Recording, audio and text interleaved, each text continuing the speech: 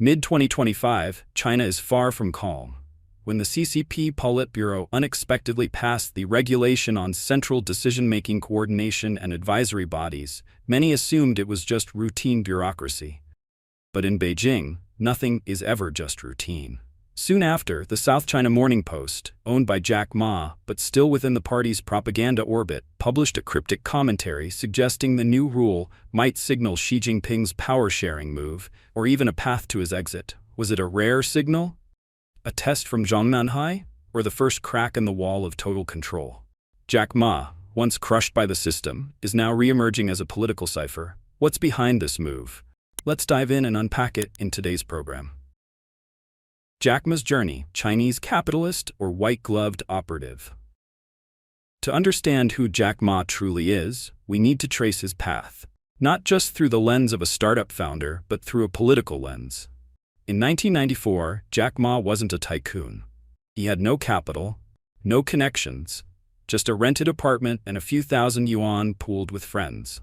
The skinny man started as a translator selling goods from Yiwu and dreamed of putting Chinese commerce on the internet, at a time when most in China hadn't heard of the web. That vision led to China Yellow Pages in 1995, earning him his first fortune, 5 million yuan.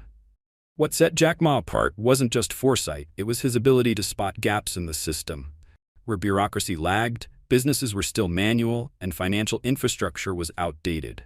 He slipped into those cracks like smoke, fast, nimble, unstoppable. By 1999, 18 people gathered in a small Hangzhou apartment. Alibaba was born. A few years later, Jack Ma convinced Masayoshi Son of SoftBank to invest $20 million, opening the floodgates for foreign capital. Giants like Goldman Sachs, Fidelity, and DFJ didn't just bring money.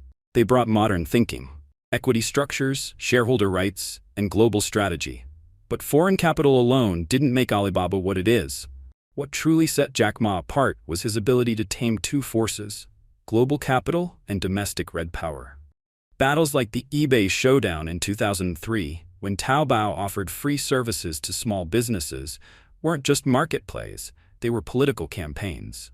He won the people, courted the state, and positioned himself as the champion of homegrown tech. In 2004, he launched Alipay, a direct strike at China's state-owned banking system. In 2009, he created Singles' Day Shopping Festival, reshaping consumer behavior. And in 2014, he pulled off the world's largest IPO in New York, turning Alibaba into a Chinese tech icon. But that's just the surface. Alibaba and the Red Capital Network, the hidden engine behind Jack Ma. On the surface, Alibaba may look like a dynamic, innovative startup in the spirit of Silicon Valley. But beneath it lies a dense web of red capital, a system of political power and financial backing deeply rooted in the Chinese Communist Party elite.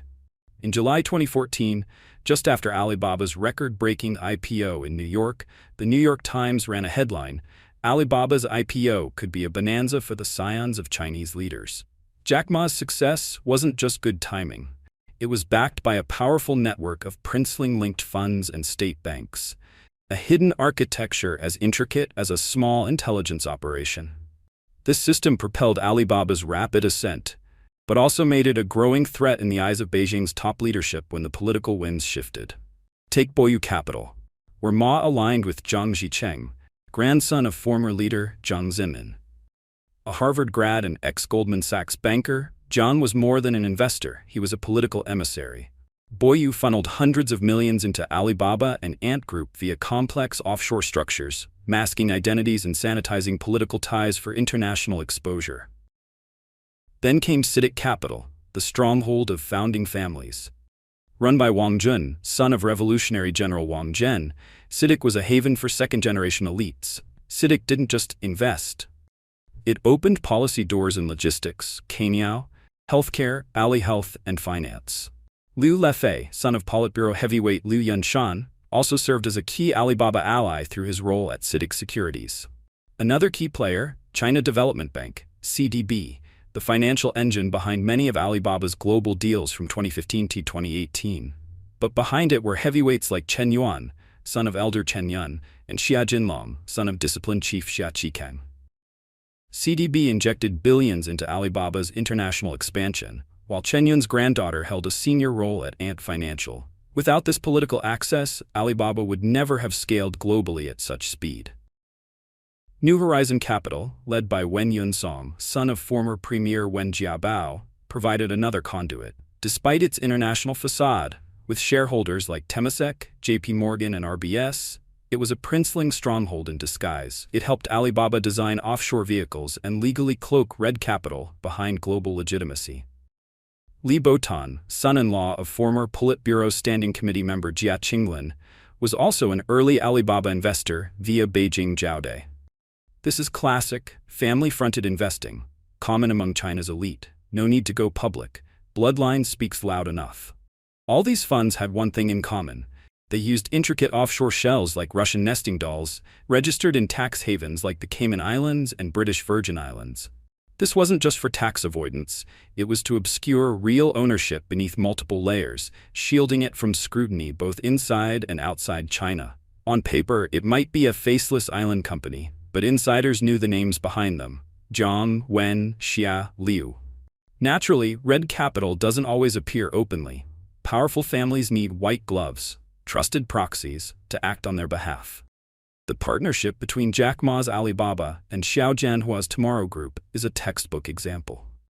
Behind Tomorrow stood not only the Zheng Qinghong family, but also other Jiang-era power brokers. At its height, Tomorrow controlled hundreds of shell firms and financial entities, acting as a covert bridge between Alibaba and other elite families. In 2014, the New York Times revealed that Tomorrow's investment in Alibaba exceeded $1 billion, involving relatives of at least 6 former or current Politburo members. Beyond elite families, there were also lower-tier white gloves. Zhao Wei's mother, Wei Qianying, invested $75 million via Yunfeng Capital, indirectly acquiring Alibaba shares. Zhao Wei and her husband Wang Yulong also served as Jack Ma's proxies. Notably, in 2014, Zhao spent 3 billion yuan to acquire a 10% stake in Alibaba Pictures, briefly becoming its second-largest shareholder. In truth, Alibaba isn't just a tech company, it's a coded financial political ecosystem. It represents the intersection of competing political capital flows, where factions park interests and place influence bets. That's why Alibaba eventually evolved beyond a business. It became a power structure. And in China's authoritarian system, anything that escapes the supreme leader's control becomes a threat. The fall. Where is Jack Ma now? On September 19, 2014, after Alibaba's spectacular IPO on the New York Stock Exchange, raising a record-breaking $25 billion, Jack Ma became the richest man in China overnight. At that moment, he wasn't just a startup icon, he was a national symbol. But on that very day, an invisible countdown began. Jack Ma once said, "Success makes people arrogant, and arrogance makes people lose reason." He became the living proof of that. Arrogance number 1. Associating with feng shui master Wang Lin. In 2013, Ma befriended Wang Lin, a shadowy figure with deep influence among China's elite. Alongside Jet Li and Zhao Wei, he visited Wang's home, where he was welcomed like a spiritual figure.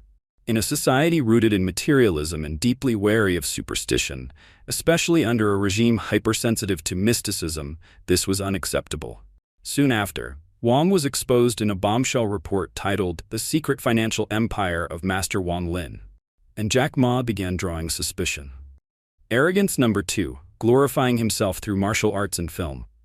In 2017, Jack Ma released Gong Shou Dao, a short film portraying himself as a Tai Chi master defeating all challengers. He co-founded a Tai Chi retreat with Jet Li, promoting a blend of wellness, martial arts, and mysticism. To Chinese leadership, this was a dangerous display of personal myth-making, something reserved only for the top of the party. For a businessman to portray himself as a national guide crossed a political red line. Arrogance number 3. Founding Hupin University, crafting an independent ideology. In 2015, Ma founded Hupin University in Hangzhou to train entrepreneurs. Admission was extremely selective. Over 3 years of startup experience, annual revenue above 30 million RMB, over 30 employees, a clean tax record, and 3 references, one endorsed by Hupin itself. What made it dangerous? It operated outside the Ministry of Education's oversight and outside the party's ideological system. In an authoritarian regime, you can get rich, but you must not teach others to think beyond the system. Hupin crossed that line, and Jack Ma was red-flagged. Arrogance number 4. Doing politics without realizing it. From 2017, Jack Ma stepped into economic diplomacy. On January 9, 2017, he met newly elected Donald Trump in New York and pledged to create 1 million U.S. jobs before Xi Jinping had even spoken to Trump. That year, Ma met with leaders of 20 countries. In 2018, Malaysian PM Mahathir met Jack Ma before meeting Xi during his China visit. In the West, this was normal. In China, it was a breach of protocol. In Xi's eyes, Ma had stepped onto the national stage, spoken ahead of the state, and risked becoming a soft power center, rivaling party authority. The tipping point. The speech that slapped Wang Qishan in 2020. On October 24, 2020, at the Shanghai Finance Summit, Ma publicly called China's financial system outdated and warned, "You can't regulate the future with yesterday's tools." Ironically, this came right after Vice President Wang Qishan opened the conference, urging tighter regulation and financial security. Ma didn't just contradict Wang, he directly challenged Xi's policy direction and the party's tightly guarded order. The fallout was swift. Just 10 days later, Ant Group's IPO, set to be the largest in history, was abruptly suspended. Regulators summoned Jack Ma for questioning. Alibaba's stock plunged. China's pride in Ma's capitalist success turned into a political security threat. Xi Jinping did not forgive, but he didn't need to destroy Jack Ma. It was enough to strip him of power, while keeping his name intact as a warning to others. By January 2023, Ant Group announced a new structure. Jack Ma was no longer its controlling shareholder. Hupin University changed its name. The Jack Ma Foundation went dormant. His social media vanished. Ma quietly left China, drifting through Japan and Thailand, only to appear now and then like a ghost in candid photos. Then in April 2025, the International Consortium of Investigative Journalists, ICIJ, revealed a chilling detail. Ma had secretly helped Chinese authorities persuade Huang Yulong, Zhao Wei's husband, to return to China. "I don't think you have a choice," Ma told him. "With this new policy, if you don't return, they'll kill you." That single line laid bare the depth of his submission. Jack Ma didn't fall because he lacked talent. He fell because he misunderstood the boundary between being used and being empowered. In a totalitarian system, you can be wealthy, but never politically distinct. You can be a partner of power, but never believe you are power. And so, from being the brightest symbol of China's tech-driven global rise, Jack Ma has become its most vivid cautionary tale. In a system with only one center of light, all other stars must dim or be shattered. Jack Ma's bitter lesson in power. Xi Jinping has always been wary of the second red generation, the princelings. Once he consolidated power, he showed no tolerance for red capital that had grown too large or slipped beyond party control, as such forces could threaten his supreme authority. In January 2017, Xi personally ordered the abduction of Xiao Jianhua from Hong Kong to the mainland, dismantling the Tomorrow Group to crack down on the Jiang Zemin faction behind it. Just months later, in June, he moved against the family of Deng Xiaoping by targeting Anbang Group, controlled by Deng's grandniece's husband, Wu Xiaohui. In this context, the fall of Jack Ma was not random, it was inevitable. After Ant Financial's IPO was halted, just 5 days later, on October 29, 2020, at a closed-door meeting of the 5th Plenum of the 19th Central Committee, Xi delivered a chilling message. Finance must not be manipulated by capital. Platform companies must be subject to full oversight. By December, he launched a sweeping crackdown on monopolies and disorderly capital expansion. This was no longer about market regulation, it was about power security. Jack Ma had stepped out of his role as a mere white glove. He built himself into a national idol, a diplomatic envoy, the owner of the country's largest payment platform, a private credit system more powerful than the central bank, and a database surpassing most state institutions. That was everything Xi Jinping could not accept in a system where the party leads everything is the highest principle. At one point, Ma stood shoulder to shoulder with Politburo Standing Committee members at state events. He spoke at the CPPCC, led anti-poverty campaigns, and fronted education reform movements. He thought he had become part of the system. But he forgot one thing. He was a vessel of blood, not the bloodline of the machine. No matter how refined, a white glove is still just a glove. When the hand of power no longer needs it, it is simply removed and discarded. In modern China, capital can succeed, but it can never lead. Jack Ma saw himself as the Steve Jobs of China. But the Chinese Communist Party has no use for a Steve Jobs. It wants rich, obedient tools, silent, loyal, and ready to disappear when told. In this brutal political lesson, Jack Ma was not merely a victim. He became the final symbol of a failed model, a hybrid of red power and global capital, a vision of nurturing tech dragons only to fear they'd fly too far. There may still be future Jack Ma's in China, but they will be loyal versions, silent, submissive, stripped of independent thinking and political ambition. They may still be rich, but never iconic. They may innovate, but never challenge. They will be cogs in the machine, not the ones designing it. And that, ultimately, is the true goal of power. Is the iron cage around Jack Ma beginning to open?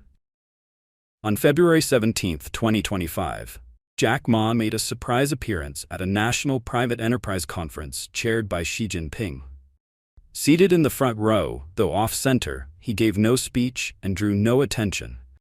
But his mere presence sent a clear signal. He was being allowed to reappear. After more than 3 years of purging entrepreneurs and suppressing private voices, the government seems forced to make a symbolic concession, bringing back the man once punished most harshly as a gesture of adjusting the capital ecosystem. But Jack Ma's role has changed. He's no longer a leader, but a rebranded economic figure, one molded to fit the system. A few months later, on July 12th, another unexpected move came. Not from Ma, but from actress Zhao Wei, who had been completely blacklisted. For nearly 4 years, Zhao Wei, once a superstar, had vanished from public view. Then suddenly, her brother Zhao Jian issued a public statement, denying the family's involvement in a Myanmar scam, denouncing fake news, doctored images, and the mental toll it had taken on their family. The significance wasn't in what he said, but when he said it. Why now, after nearly 4 years of silence? Why not speak out in 2021, when rumors exploded? Or in January 2025, when the Myanmar accusations resurfaced? The most plausible answer. Like Jack Ma, Zhao Wei may also be testing the waters for a comeback. And perhaps, like Ma, her camp has sensed subtle shifts within the party's power dynamics. It's not random. It's not coincidental. Zhao Wei is more than a celebrity. She was part of the intricate investment web around Alibaba, alongside her ex-husband Huang Yulong. Together, they manipulated stocks, faced heavy penalties from the securities regulator, and were involved in over 500 lawsuits. They were once powerful white gloves for Jack Ma, and were later swept away in Xi Jinping's campaign to dismantle disorderly capital. Now, with China's economy stalling and the state compelled to re-engage private capital, Jack Ma's symbolic reappearance may have cracked a small opening. And Zhao Wei, or more precisely, the interest groups behind her, seem to have caught the scent of opportunity, testing the system's response. Her brother's statement wasn't a plea of innocence. It was a knock at the door. A way to see if the political winds have truly shifted. No one would dare speak out now without backing. The timing of Zhao Jian's message, combined with Jack Ma's return, suggests that certain factions within Zhongnanhai may be probing the limits of influence. Perhaps as a trial balloon before taking deeper steps. What do you think about Jack Ma's return? Drop your thoughts in the comments below. Thanks for watching, and see you next time.